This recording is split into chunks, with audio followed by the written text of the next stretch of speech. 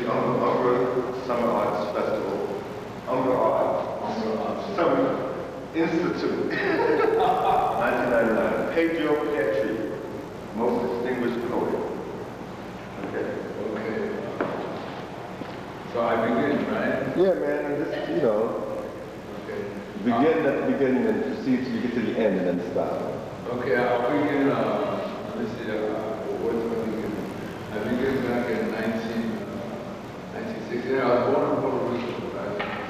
I came to this country during the Operation Conspiracy when the island was industrialized from agrarian to industrialization. They told us the land wasn't only to go to my grandfather sold his house and he sold everything. And he came here and lasted a year. He got bored and he committed suicide. He said, this was back in 48. And I came here in 1947, looking for a job. Right? Because I was 3 years old, I still needed to have something against me. So the family came over, and I found working in every food factory. And that's why the way I am today, the effect of the food.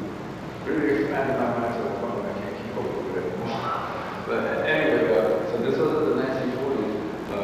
Puerto Rico was invaded by the U.S. over 100 years ago in 1898, and it's been a colony ever since. To me, I would have never left, but my mother, she said, "Oh, America, we gotta go there." And so she took the whole family into coming here, and the 40s was a weird time. My memories of the 40s is like all these funerals. Every week was a different funeral. My grandfather died in 48. My father in 47. A few uncles in 40. No, my father in 49. The coldest winter was 49. He went outside the New Year's Eve and never came back. This past New Year's Eve was 50 years that he died. And I remember, I think you were in the house there. Yeah. And all of a sudden on New Year's Eve I started, when the war fell down, I started crying. And I couldn't remember that it was my father's 50th anniversary. I remember it was the next day. And so that was 50 years ago. Yeah. And so in the 40s, like from let's say 40 years, like 140 years to 49, is a blur.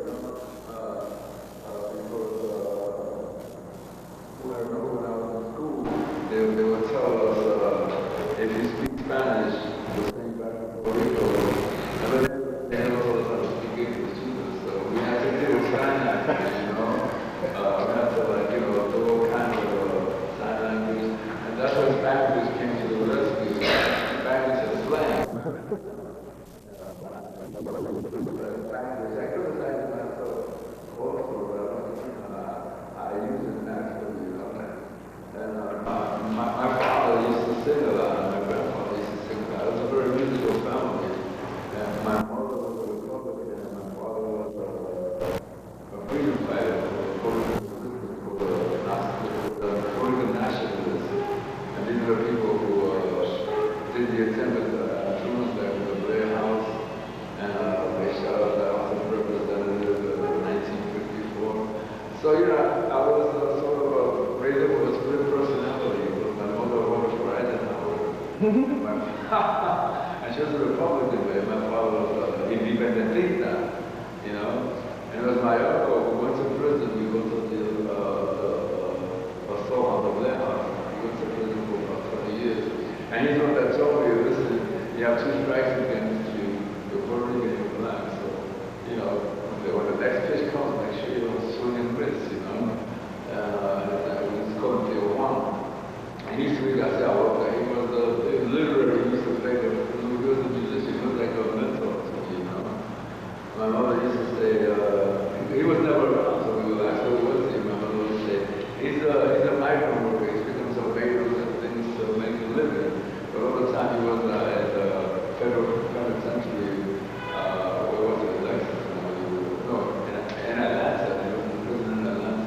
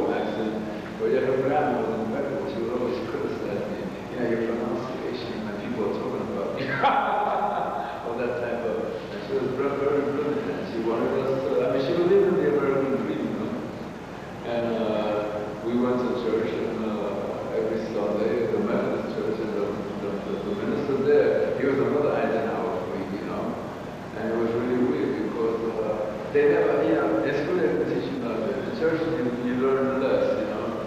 So it was like there was a vacuum, there was nothing, there was nothing for the mind to cultivate, you know. The history was kept away from us. Political history didn't exist in those days. We had no writings according to the consensus. Anyway, what I'm going at is where it all led up to my whole participation with my imagination, you know what I mean?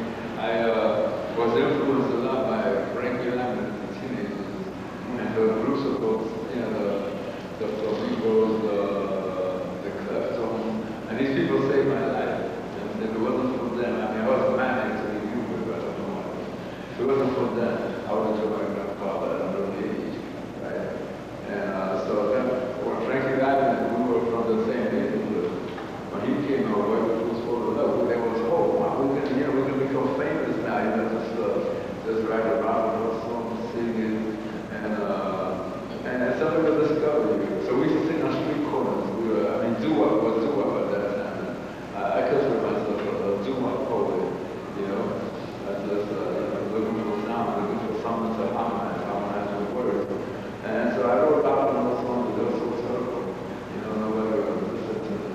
Me and my four brothers, we had to sing on street corners. They sang in the church choir. And all this led up to experimenting with words, you know. The rock and roll song was so bad. I don't remember anything. Thanks God. They were terrible. But all these groups, I mean, I love these young groups. And this was the only salvation. Right? This was the only thing that was going to pull us through because I wasn't told I was to be a basketball player. I was too distracted to be a baseball player. And, you know, we had a hope. I mean, in school they gave you hope. They taught you nothing. I graduated with a general diploma, thinking I could become a general. Really. And when I graduated in 1960, I went from the 40s to the 60s, so the 50s again. Nothing happened. Except for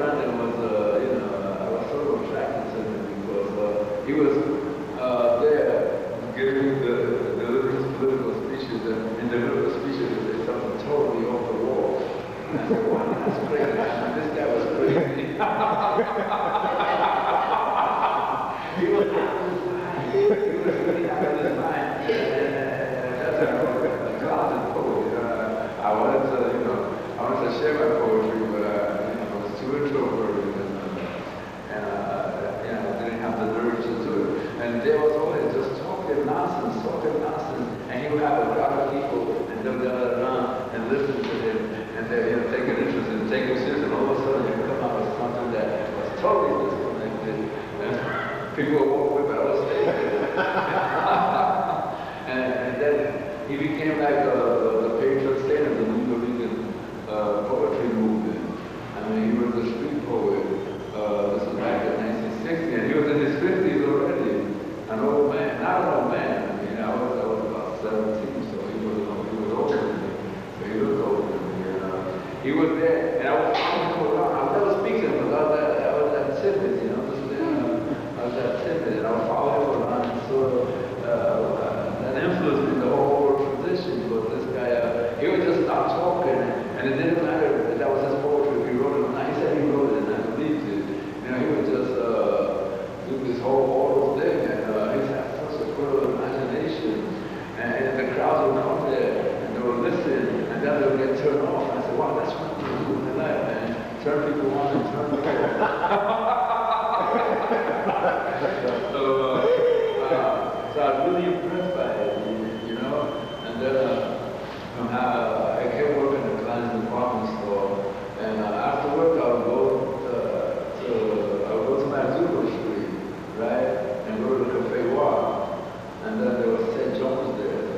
And St. John's, I have this book here, right? It's the first book that I stole from, this is called All of St. John's and No More.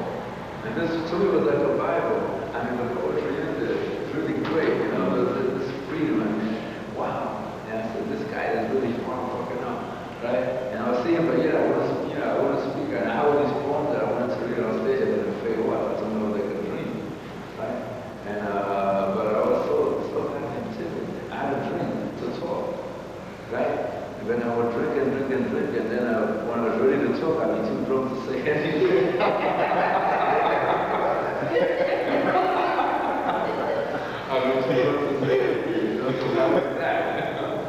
But I followed Ted around and took these readings and the Cafe Water, the Cafe Pedro, the Bazaar. I would go in there, right? I would put my phone in and see if I could read, but I would just sit and listen and admire these people, you know.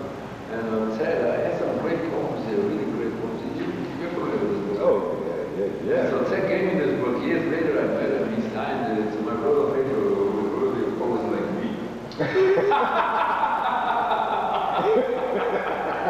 And this was the last book they had at this bookstore. I don't know if it's on 14th Street, but they have all these antique books, you know.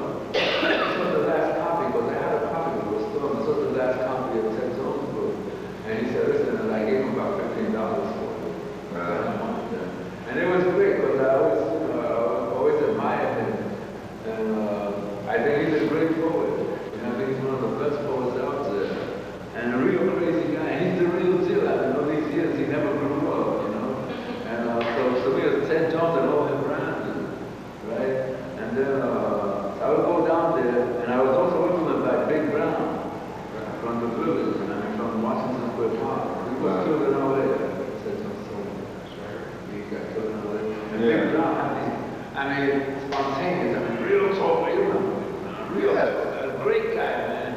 A great poet. He just go in the park and just out there, you know, panhandle so funny, and he was a legend there. He was a legend. Like I think it was at that beatnik celebration they had at the cafe. Remember you missed out on? Oh yeah. Right. And so they didn't speak about Ted Jones or Bob Kaufman or River Rock. It was this crazy Mr. Gettysburg Borough. And I read this poem by Ted Jones. It says, we also saw on my river that was close to Moonshine and living in Bob Kaufman and River Rock. And Ted Jones talks about, you know, these are this is one of the main influences of that whole big movement. These jazz boys, the black jazz boys, they refer to them as black beats, but these jazz boys, Ted Jones, Bob Kaufman, and River Rock, the River Jones. And these are people that, these are my main influence, you understand? I would listen to them, and I would say, I want to be that guy. So, wow, you know, they're so free, they thought that, you know. So I thought it was all about doing drugs, you know. If you smoke a lot, you say something. But then again, you get so stoned, you say nothing, you know. And then I remember going to a reading, I think it was, I don't know the time, the dates are correct, but I think it was 1960, something with the Black Arts. they had a reunion downtown, and the Green Dragon was there. And David was there, David Henderson was there. He had all these buttons, all these, you know, on your jacket, all these hundreds of buttons on his, on his jacket and his hat all over. And you heard the poem, Thou Shalt Not Kill. The poem for Malcolm. What's the title? What? They're killing all the young men? Yeah, all the young men. And then it's called Invisible Man. Right. And that's I heard that from over 30 years ago. So Malcolm was dead then, yeah. Okay. Right. And then, so I think I'm talking 65, but Malcolm was killed now. Yeah, around then, 64, 65. 64, 65. I think Ishmael Reeves was there, and Calvin was there. He read the poem of the kid that got killed by that cop in Harlem. What's the name of the poem also? Kaufman? Yeah, Calvin. Calvin Harris. Oh, Calvin, yeah. What's the name of that poem? That's a great poem anyway, but my memory slips it. And I think Lorenzo Thomas was there. Everyone was there. Pietri was there. Recently from Munich. And it was a great reading. And I tried to say, I remember I saw that, I said, hey man, I really like what you did. And I said, yeah, cool. Then you can walk.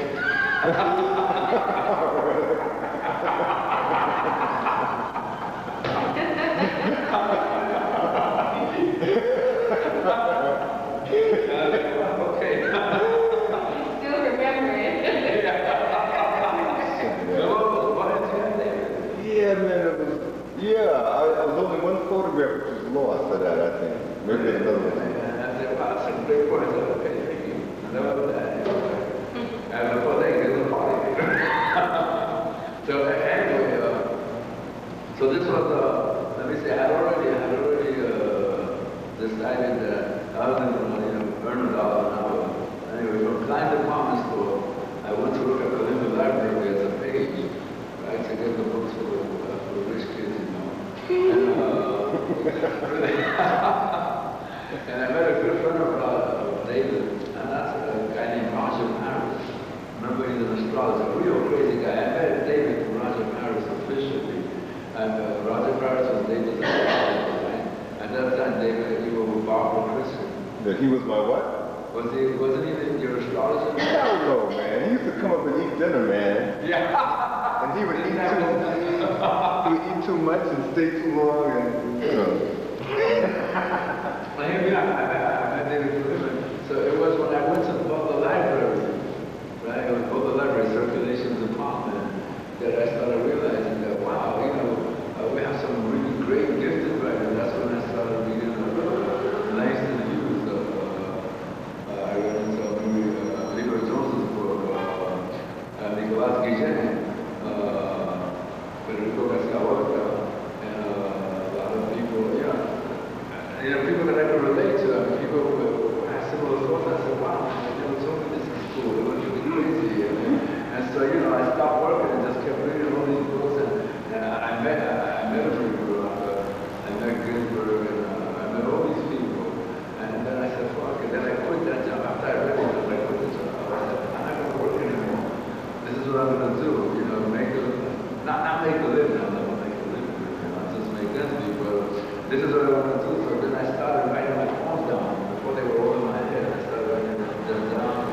And I started, hanging out more in the village and going to all these readings and meeting these people, hanging out with Big Brown, not really knowing him, but I would just be there, afraid to even speak to anybody. But still, they appreciating what they were doing. I think Ted Jones had already left town, but I carried this book wherever I went. At parties I would read it, it was like a Bible or something. And then, I guess I was 65, and I quit my job and I went to live. You remember Evan? Evan? Yeah, he's an artist and he hangs out in Skid Row. I remember his name, yeah. Tall guy, and he's a painter, and he plays the harmonica, and he plays the long guys, and then the David Walker. I was hanging out with these guys. I was hanging out in the bar, stay at the Palace Hotel, tell my mother I was in California. I'm in California, I'm working on a novel.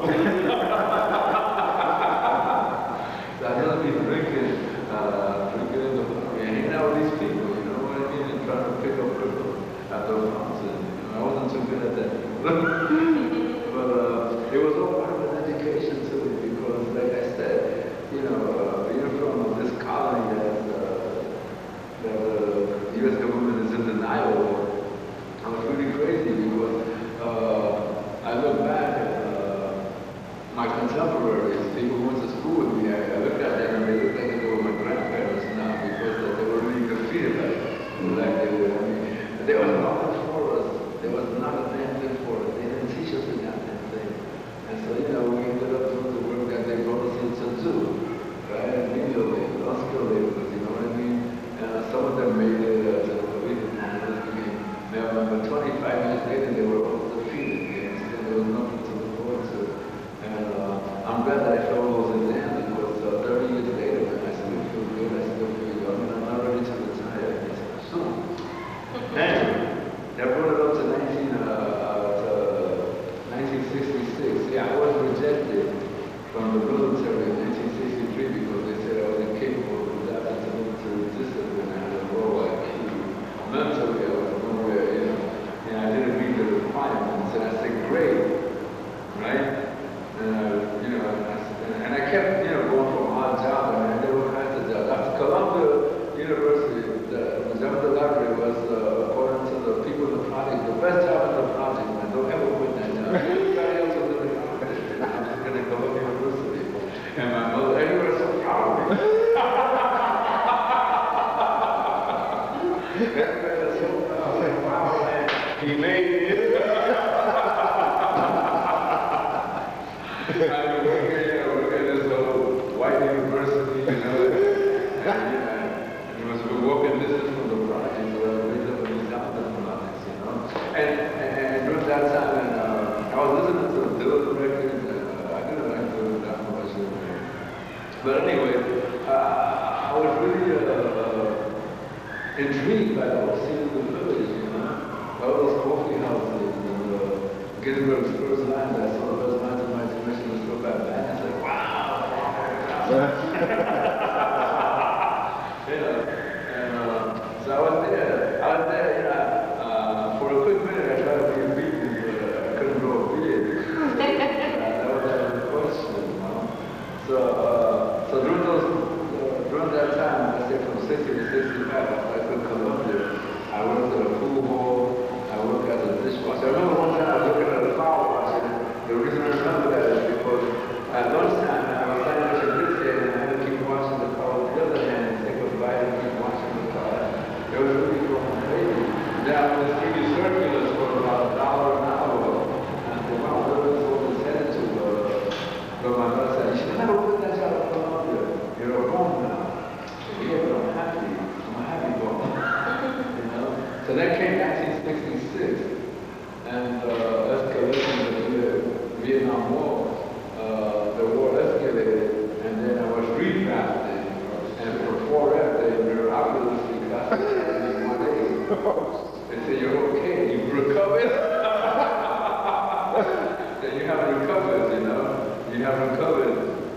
And I should have gone to Canada with some friends, but like I said, being raised up in a schizophrenic home where my mother Republican and my father resistance fighter, my father had died already, and so instead of just dodging the draft, I went in, you know, the biggest mistake I ever made, and I got killed in Vietnam. I keep saying I got killed in Vietnam because I was there the first 3 months. I remember I just carried this Bible around, and then after I smoked the grass they had there, I threw the Bible away.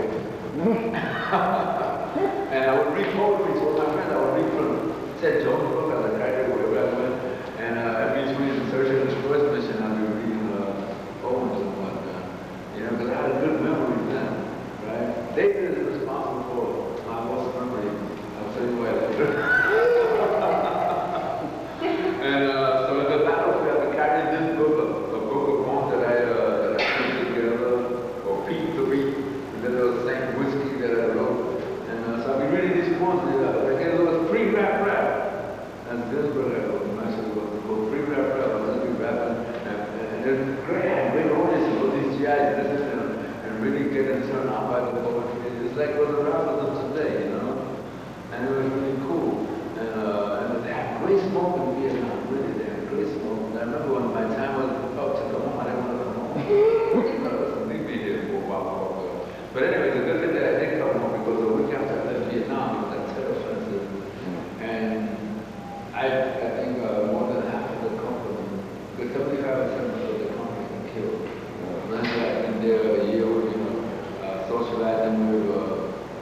Pietri and Zeph with, and they all got killed, you know, and I just been home a week when the whole thing blew up, you know, and it was crazy. But then I would inquire about all these friends of mine that they all been killed, and it blew my mind. It came out the whole 4 years afterwards, you know. But it was after I came to Vietnam in 1968 that I wrote the 40-minute obituary, which is, before that I was just writing poems, you know, like, I was inventing poems, I was making them up, you know, understand? It wasn't an experience, I was just making things up, so, you know, to compile a collection and hopefully publish it somehow, somewhere, like that, you know? I mean, we still have this whole notion that whatever you do is to make it big, you know, which is bullshit, right? And then when I wrote the obituary, was that I came back from Vietnam, and I realized that while we were there, you know, I was a mercenary for a year, right? And then I came back from Vietnam, and there was, I remember when I came out of the airplane at Hawaii Air Force Base, all these people protested, and I said, wow, man, we defended you, now you're protesting. I said, that's a big trauma, you know? But they came back thinking that we had done such a great job, and everyone was baby killers, and all of a sudden this paranoia started coming in, and my personality started just drifting apart from each other. And I lost my mind for a few years, you know. Didn't realize I was crazy. But then I wrote the obituary, and I wrote it because one day I was in my friend Felix concert at a really good boy. You remember Felix? Name's familiar, yeah. Felix concert, and he said, listen, man, you have to write about Puerto Ricans. And I said, but everything I read about, you know, being a Puerto Rican, about Puerto Ricans, even if it's not about the topic of Puerto Rico, still, you know.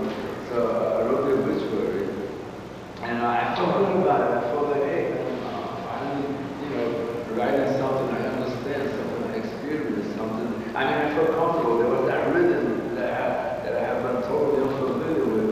You know, like when you finish a poem, you know if you wrote a poem or not, or if it's a work in progress, or if you're bullshitting, or if you're just posturing, you know. And I wrote it, and I read it to my mother, and she slapped me across the face. She said, I didn't raise you. How could you?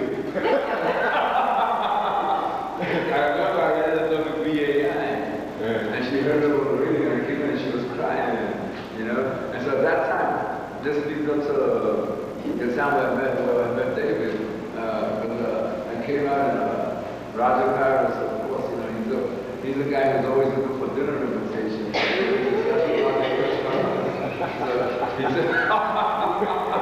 And this guy can talk a mile of minutes, you know. So we go to David's house, and I think there was a little Barbara over there, and they cooked a nice dinner. And David gave me all these books, you know, really great books, you know. And I think he gave me, that time I had published Felix of the Silent Forest. A great book, I still have it. And then and I started reading from it, you know, to the folks and whatever. And it was cool because when I met David, you know, it was like, I mean, we've been friends, we're talking 68 now, we've been friends for 30 years. My family, my brothers have passed away, my grandmother, you know, my sister. He's like, you know, he's my family, my brother, you know what I mean?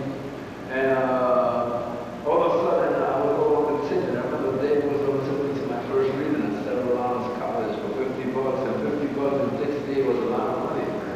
You know, I managed to pay the rent and put some money in the bank.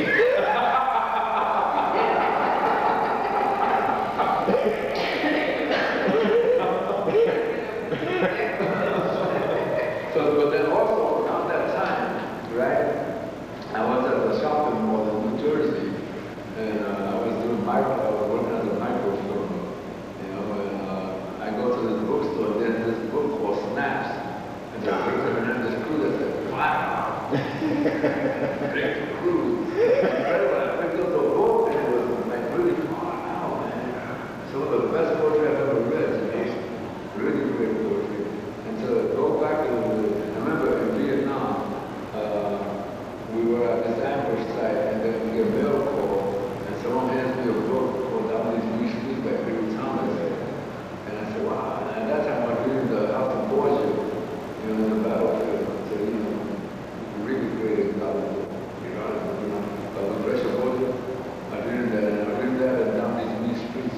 when I received these books, I said, wow, man, I'm not ready for the gold now. What's going on? Carrying competition. It was a great book, the Darby's Big Streets. And so anyway, going back to the shopping mall, I saw the book's mask. And I said, wow, yeah. And Vic was only 19 at this time. And I was about 23 all the way to And I was really so impressed with it. And when I met David told me that he knew Victor. And we spoke about his book and we from the book. And then at the time, the political climate was really, and the revolution was just around the corner. The Black Panthers, and then there were the Young Lords. And David and I had a mutual friend, and then Victor took David, and then Felipe Luciano was a good friend of David. We met at your house, remember?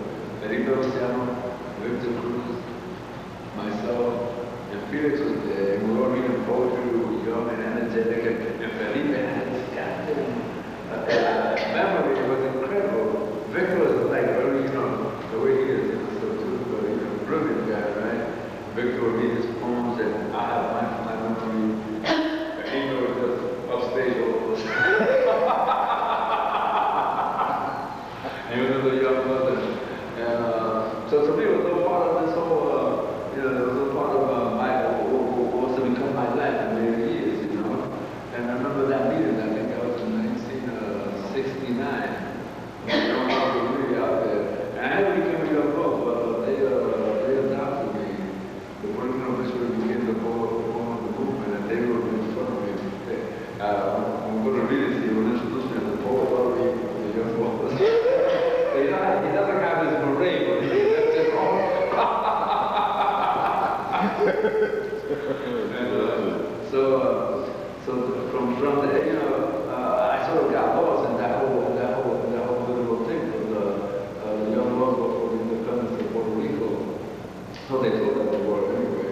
And Felipe Luciano had the book called "He Now, My Pretty Nigger." And really quickly, are you familiar with that poem? Yeah. It's a great poem. I don't know about memory, but it's a good poem. He was just recited, and he was part of the last poets with Guy Kane and David Nelson, which was really a great group. This trio, they were superb. These were the real rappers, you understand? These were really good people, I remember David Nelson had this one.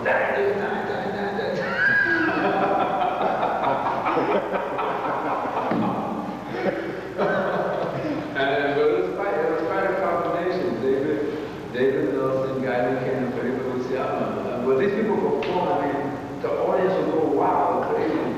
And I said, holy shit, man. I gotta compete against these guys.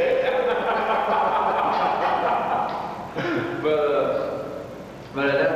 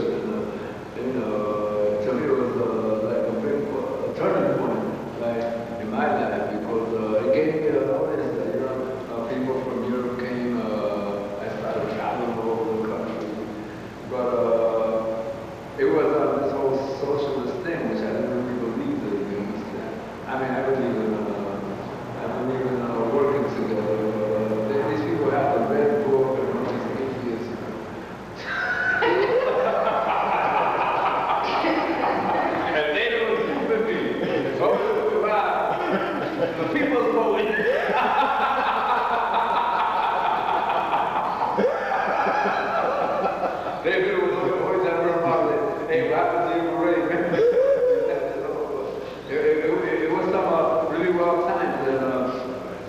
So that went on for about 3 years.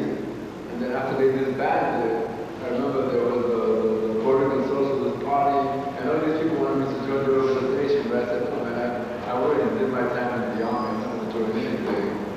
So they started getting suspicious of me, and the paranoia started coming in. And that's around the time of all this mind-expanding drugs, psychedelic drugs, and I remember taking a lot of rescue. It was crazy, man. That's when food never became food, and food became food.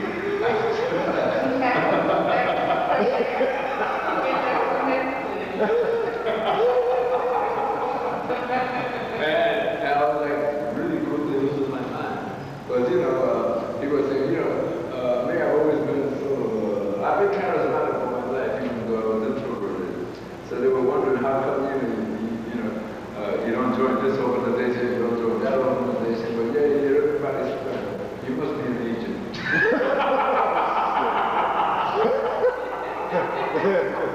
There's some deductive reasoning. You were just playing crazy. I got a listed number. I live somewhere. I remember I went to California. And I went straight to David's house. And I was a wreck. I remember I was so messed up. He took me to Maria Vargas' house. Okay, relax over there. And I went to California and I met a lot of great people. I met Roberto Vargas, San Francisco poet, Alejandro, quite a big one. What's his name? Fernando Alegría. I mean, they took me to stay here, relax, man, you'll be okay, And Maria Vargas, she was in peace, was a great person. So these people brought me back to earth, but I'm crazy. I remember I had 3 candy bars, and about $1.50, I took a bus cross country. After David's house, I was starving. And that's my first time on the West Coast. I don't know if you remember that, but you were doing a bar. You didn't have a handy. I don't think your daughter was born yet. Oh, okay. And it was 1973 or... Well, she might have been real little or something. But Maria lived down the street from me, right? Yeah. Okay, we were in Francisco then, yeah. We were like a minstrel, all these shopping bags. And needed a shave and needed a half everything. And I stayed there for a good month and a half. And then one night, I couldn't sleep and I left. And I said goodbye to everybody. But I remember I met Ishmael over there. And Senzato. And who else there was? Isabel? What? Isabel, yeah, Isabel, really good. There were all these great poets there. But I had to come back to New York. I didn't know why I had to come back. I should have stayed there a while longer. And then I really got to know Victor. They really looked up on me. I gotta give David a lot of credit. They kept me from going crazy. Even though he tried to drive me crazy. But going back, I remember that during that time, I asked David, how come you don't really point that memory? And David said, because, I like to have a poem I did for different things that appear on the page. And that was it for my memory, man. I started using the page ever since, and it made sense to me. When I'm reading a poem, I do it by memory. I can't do it by memory anymore. My memory doesn't work that way. But if I have the poem there, even if I do something wrong, nobody's going to know it. But it worked for me. So that's why, and now they have computer pages.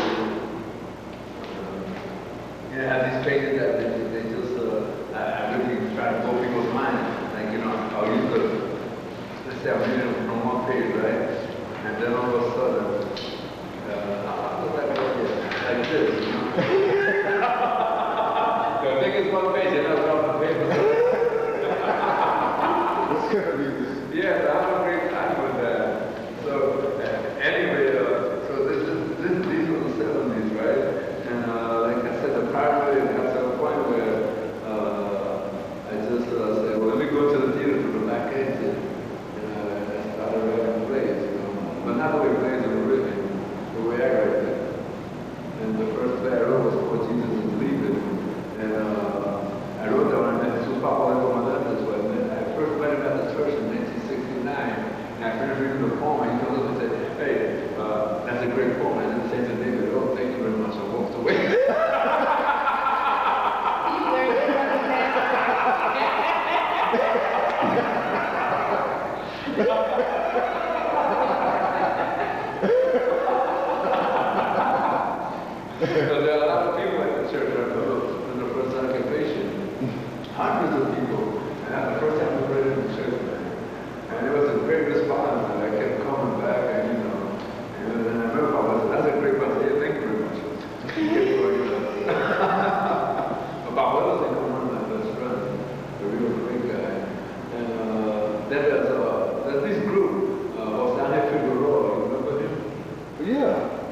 The one who's in the film. Yeah. And then also at that time I went to Zaki Shaggy and Paulette Williams in Barnard College. And I got to read the church. He said that's the first public reading, you know. And Barbara Davis, Tulani Davis was there. And then